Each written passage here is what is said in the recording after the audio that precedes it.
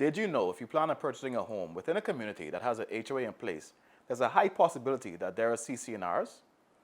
Stick around as I go over what is CC&Rs and how does it impact your home when you purchase. Stay tuned.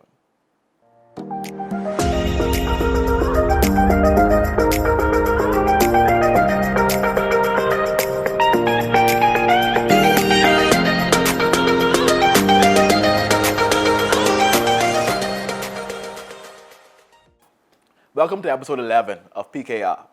If this is your first time, if you watch me on YouTube, I want you to click the subscribe button. If you're watching me on LinkedIn, I want you to connect with me. If you watch me on Instagram, I want you to follow. If you watch me on Facebook, I want you to like this page. Before we move forward, just a quick disclaimer. Every community is different, especially with CC&Rs and HOAs.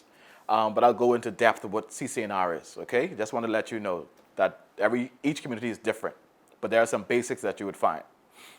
So one may ask, what is CC&R?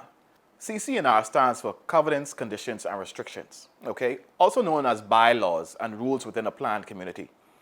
So what this does is that it keeps the property value, to make sure the property value is maintained, and also to keep away annoyances and to make sure that everybody's comfortable within the community.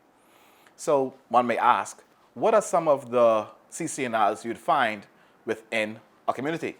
So some of the CC&Rs you may find within a community is, let's say, for instance, landscaping. You may be required to cut your lawn, mow your lawn every week on a certain date. All right. Say if you have pets, sometimes there are restrictions and different stuff in regards to pets. What size pet you could have on the property. So it goes very deep and it's very tricky. That's why you must know the CC&Rs when purchasing a home.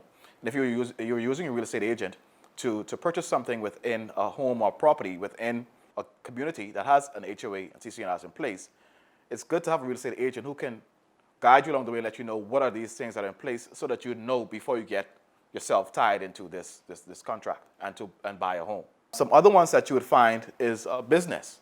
You may not be allowed to have a certain business within the community. You know, some persons, they like to probably have a convenience store, do different things attached to their business. You may not be allowed to do this.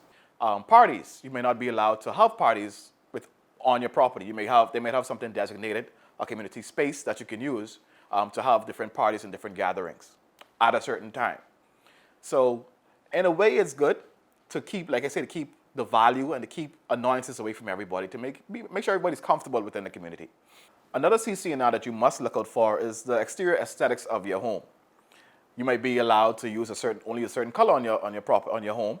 You may be allowed to only build so high you can only go probably one story. So keep in mind of when you're purchasing. And just to recap, what CC&R is: covenants, conditions, and restrictions. So keep in mind that the CC&Rs is to keep the value of the community and to avoid annoyances, to make sure everybody's comfortable within the community. All right? And also remember that CC&Rs are legally binding. So you can't just say, I'm going to do it because I want to. It's legally binding once you sign off on that agreement. Okay? Join me again on next week's episode 12, as we go over 4 things you should do within the community before you purchase. All right? I'll see you then. Stay tuned.